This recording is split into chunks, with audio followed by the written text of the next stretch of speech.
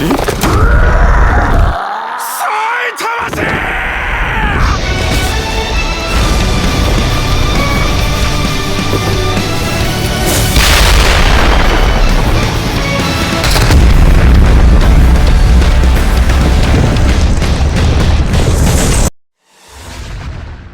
Hai guys, kembali lagi bersama Aniver ID Channel. Halo guys, jumpa lagi. Pada video kali ini, saya akan membahas spoiler anime One Punch Man Season 3 Episode 1. Oke, tanpa banyak basa-basi, yuk mari kita bahas.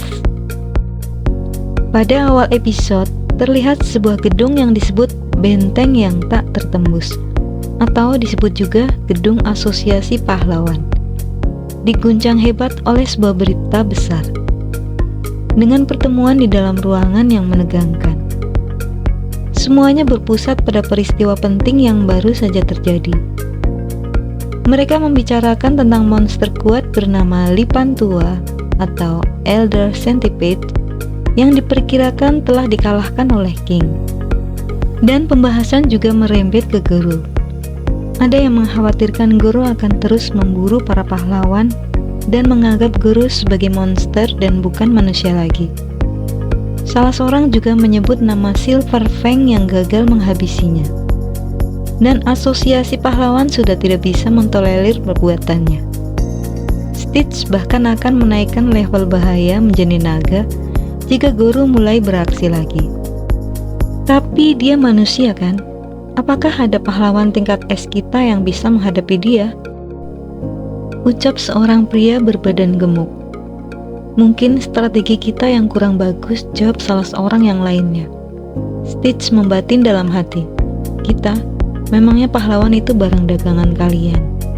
Stitch melanjutkan. Silver Fang memang gagal membunuh Guru, tapi ia juga memberi luka yang serius padanya. Pria berkepala botak tampak heran dan bertanya, kenapa seorang pahlawan peringkat teratas yang bernama Blast tidak pernah muncul, padahal situasinya genting. Ia memerintahkan bawahannya untuk segera memanggil Blast, karena hanya itu yang bisa mereka andalkan menghadapi ancaman besar. Beberapa orang tampak menjelaskan bahwa Blast adalah pahlawan yang bergerak sesuka hati, tidak mau diperintah, dan enggan menjadi pusat perhatian. Identitasnya pun sengaja dirahasiakan karena kemampuannya yang luar biasa, sehingga mereka tidak bisa memberinya komando langsung. Namun, Stitch tetap yakin jika memang orang-orang benar-benar membutuhkannya, Blaze pasti akan muncul. Tiba-tiba, seseorang bernama Tuan Narinki berdiri dan berkata dengan nada marah. Ia mengatakan bahwa putranya diculik dan belum ada yang menyelamatkannya setelah 24 jam. Dia mempertanyakan investasinya ke asosiasi pahlawan. Orang-orang di sekitarnya memintanya untuk tenang. Seorang pria berambut klimis mengenakan satu penutup mata kinetis berkata, "Putramu selamat dan kami akan pastikan." Ia juga mengatakan bahwa mereka sedang melacak posisi markas musuh. Bahwa semua ini demi menyelamatkan putra orang lain dengan selamat dan meminta orang tersebut untuk bersabar. Beberapa pria berjas berdiri di belakangnya. Tuan Narinkin menoleh ke arah pria tersebut dan menanyakan siapa dia. Tampak beberapa tokoh pahlawan yaitu Tatsumaki, Pickguard, dan Darkshine. Tatsumaki berkata, "Merepotkan saja. Yah, dengan begini kekuatan mereka baru seimbang dengan kita. Lagi pula, mereka juga takut dengan kita kan?" Pria berambut klimis bermata kinetis menjawab, "Child Emperor sedang menyelidiki mereka." Tampak seorang anak laki-laki kecil dengan lollipop di mulutnya, dikelilingi oleh beberapa orang pria berjas, sedang berbicara tentang menemukan robot pelacak di area Elder Centipede muncul. Child Emperor tampak khawatir dan mengatakan bahwa dia tidak akan bisa tidur.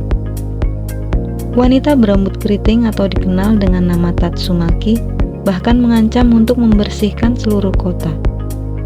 Sedangkan pahlawan lain memperingatkannya bahwa tindakannya akan membahayakan Sandera. Pria berambut klimis dan berpenutup mata kinetis meminta agar mereka tidak meremehkan lawan kali ini. Tatsumaki menjawab dengan sinis, "Ah, iya, dan menyatakan bahwa mereka benar-benar tangguh. Ia bertanya, apakah mereka dipanggil hanya untuk diperingatkan agar berhati-hati terhadap musuh, dan dia merasa bahwa mereka terlalu membesar-besarkan masalah sampai dia bosan mendengarnya. Tampak kedua orang itu berdiri berhadapan dengan muka menegang. Pria bernama Sekingar itu lantas menjelaskan situasi genting kepada beberapa pahlawan kelas atas. Sebenarnya, ia memulai dengan nada serius. Kemarin ada beberapa pahlawan yang tidak mendengar peringatan kami. Ia kemudian menunjukkan proyeksi holografik atau visualisasi lain dari seorang pahlawan cyborg, Drive Knight. Dia menyusup masuk ke kota Z selangkah lebih awal, lanjutnya, menjelaskan tindakan Drive Knight. Namun, ekspresi Sekingar berubah menjadi lebih muram saat ia melanjutkan. Tapi, dari kemarin malam, kami tidak menerima sinyal dari alat komunikasi yang dia bawa. Pria berpenutup mata itu melanjutkan. Asosiasi monster memberi waktu 3 hari. Kita masih punya waktu. Seorang pahlawan wanita berambut keriting, Tatsumaki, menyela dengan acuh tak acuh. Aku tidak peduli. Namun, ia kemudian menambahkan dengan nada tegas. Jika memang begitu, sebaiknya kau cepat kumpulkan pasukanmu. Ia lalu bertanya, siapa lagi yang ikut? Pria berpenutup mata itu mengakhiri penjelasannya sambil melihat ke arah luar jendela yang menampilkan pemandangan kota. Sisanya akan bergabung dengan kalian setelah mereka mempersiapkan diri dengan baik. Sementara itu, Raido sedang mengidentifikasi dan mengonfirmasi lokasi markas sebuah organisasi musuh. Ia terlihat sedang mengamati sebuah bangunan kecil dari kejauhan. Ia berkata, tidak salah lagi, bangunan kecil itu adalah markas mereka. Dan akhirnya kita menemukannya. Para pahlawan akhirnya menemukan sesuatu yang penting, memicu kebingungan dan pertanyaan di antara mereka mengenai situasi sebenarnya, terutama setelah terungkapnya informasi tentang penyanderaan seorang anak kecil. Meskipun telah melakukan pencarian ekstensif di daerah pegunungan tinggi dan terowongan besar sejak kemarin, membasmi setiap monster yang bersembunyi, mereka belum berhasil menemukan markas utama asosiasi monster. Namun, informasi baru yang mengejutkan muncul, menyatakan bahwa markas musuh ternyata berada di perkotaan yang sepi, mengubah strategi mereka menjadi konfrontasi langsung. Setelah pengungkapan ini, beberapa pahlawan memutuskan untuk beristirahat sejenak, dengan salah satunya bahkan menyatakan keinginannya untuk segera mandi. Setelah tim yang beranggotakan pahlawan kuat sajak terbentuk, Sweet Mouse mendengar bahwa dia akan ikut dalam misi tersebut. Dia meminta agar orang-orang yang lemah hanya melawan musuh yang lemah saja. Sweet Mouse juga menegaskan bahwa dia tidak sesuai dengan harapan orang lain. Atomic Samurai diingatkan untuk tidak membawa teman-temannya yang lemah, karena mereka hanya akan menambah kerepotan dan lebih baik bunuh diri saja jika tertangkap. Sweet Mouse merasa kesal karena diganggu oleh monster di tengah-tengah konsernya. Dia merasa dirinya bisa naik ke kelas S kapan saja, tetapi dia lebih unggul jika tetap di kelas A. Atomic Samurai mengatakan bahwa anak buahnya kuat-kuat dan bisa diandalkan. Sweet Mouse merasa ada orang yang meragukan kemampuannya. Kemudian, Sweet Mouse mencari kata-kata yang bisa dipahami oleh orang lain. Atomic Samurai tersenyum, sementara Genos mengingatkan guru untuk mengendalikan emosinya. Di saat yang sama, Sweet Mouse dengan percaya diri menyatakan bahwa ia lebih kuat. Sementara itu, di sebuah penjara, seorang sipir memberikan perlakuan istimewa kepada seorang narapidana bertubuh besar yang mengenakan seragam bergaris, kemungkinan besar puri-puri prisoner, mengizinkannya keluar. Sipir menjelaskan bahwa meskipun ia tidak setuju dengan strategi asosiasi pahlawan yang melibatkan kriminal, situasinya sangat mendesak. Ia mengungkapkan bahwa banyak sipir tewas akibat salah satu monster kucing yang kuat. menyebabkan banyak tahanan bergabung dengan asosiasi monster. Sipir tersebut memohon kepada narapidana itu untuk membalaskan dendam mereka. Narapidana itu pun berjanji akan memberikan pelajaran kepada monster tersebut dan menenangkan sipir. Saat ia bersiap pergi, seorang narapidana lain menawarkan sweater yang baru saja ia rajut. Narapidana besar itu kemudian bergegas pergi, meninggalkan narapidana lain yang memanggilnya, "Bos, tunggu!" Sementara itu, di tempat lain, terlihat Child Emperor yang sedang bekerja di depan komputer dengan beberapa staf di sekitarnya.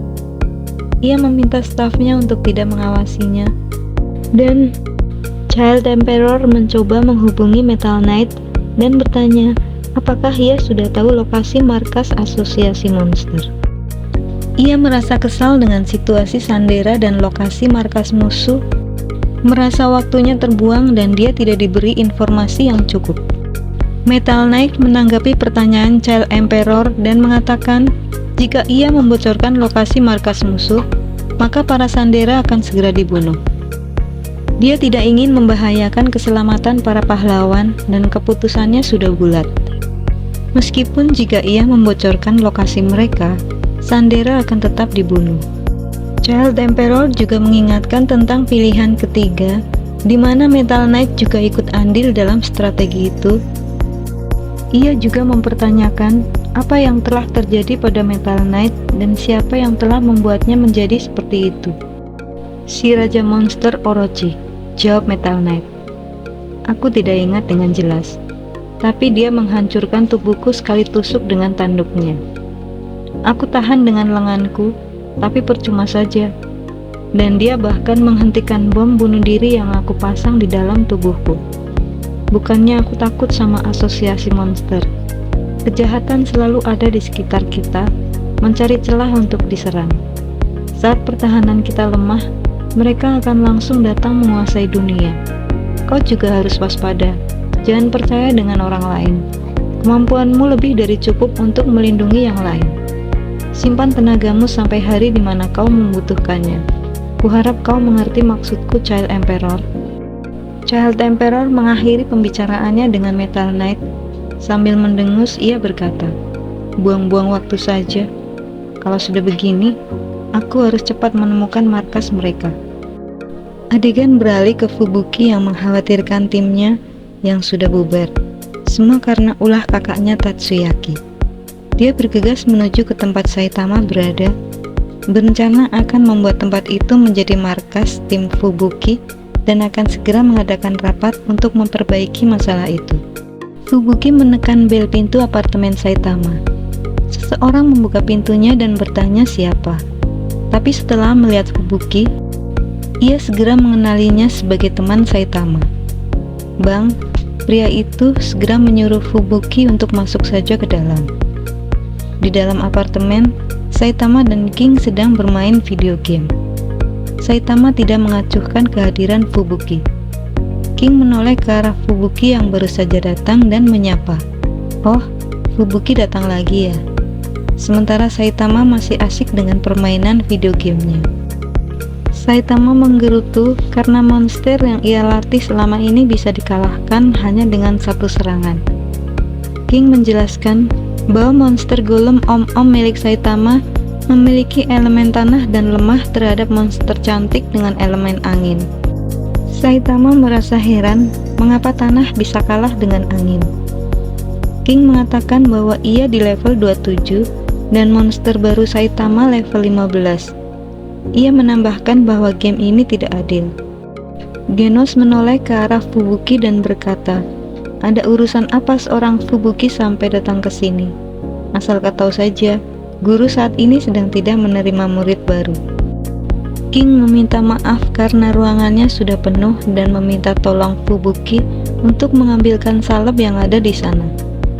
Sementara Saitama dan yang lainnya masih sibuk bermain video game, bertanya level berapa ia bisa menang melawan monsternya. King menjelaskan bahwa selama Saitama terus menggunakan golem Om-Om, meskipun levelnya mencapai maksimal, ia tidak akan bisa mengalahkan monster cantik miliknya. Saitama merasa kesal karena monsternya yang sangat jelek. Melihat Saitama yang masih bermain game, Fubuki yang merasa kehadirannya dikacangin menjadi marah. Ia berseru ke arah Saitama dan mengatakan bahwa ini keadaan darurat dan semua anggota tim Fubuki kalah. Saitama dengan santai bertanya apa yang terjadi. Fubuki marah karena Saitama malah bermain game dan tidak mengerti situasinya. Genos membenarkan bahwa Fubuki terlihat babak belur. Bang menambahkan bahwa mereka baru saja bertempur bersama dan ia numpang istirahat di sana karena badannya pegal dan lututnya sakit. Ia mengira semua itu karena mereka sudah lama tidak menggunakan jurus tinju topan dan angin pembelah langit. Fubuki terkejut mendengar kenyataan bahwa mereka telah melawan musuh yang tangguh. Dan mengapa Silver Fang juga ada di rumah Saitama. Ia juga heran mengapa Saitama terlihat biasa saja, padahal mereka menghadapi musuh yang tangguh. Saitama mengatakan bahwa musuh yang tadi mereka lawan kuat sekali dan asosiasi monster tak ingin melawan.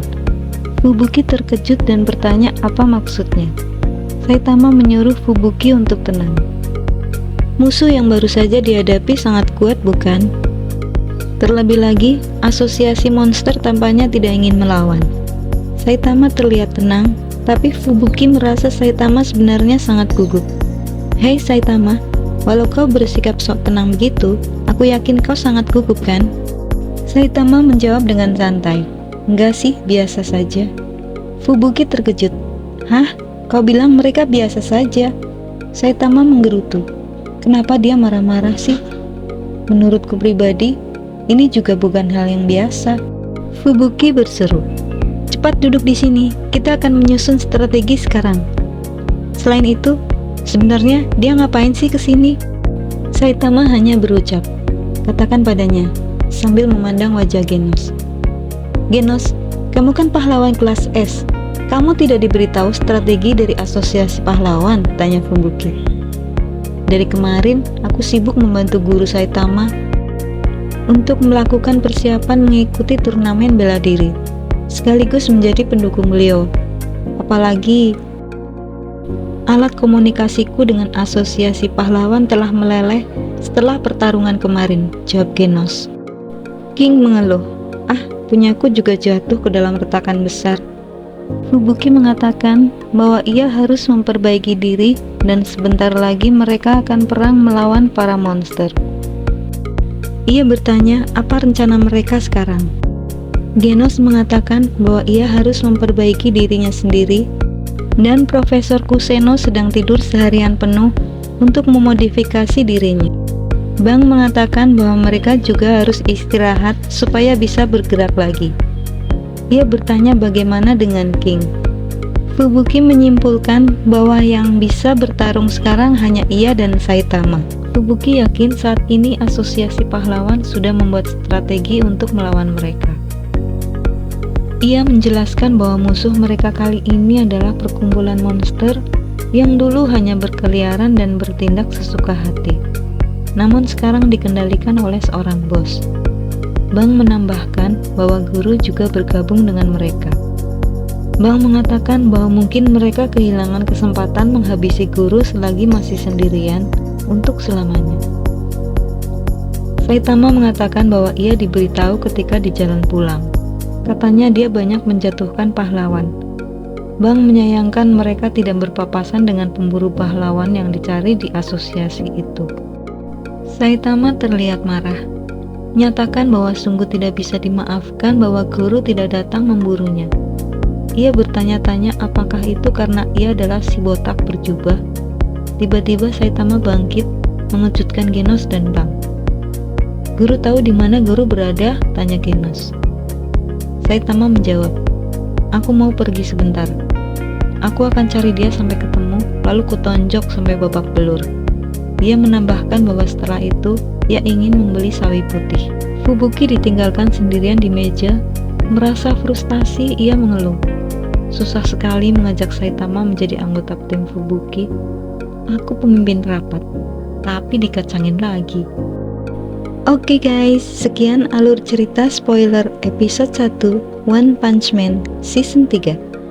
Terima kasih dan sampai jumpa.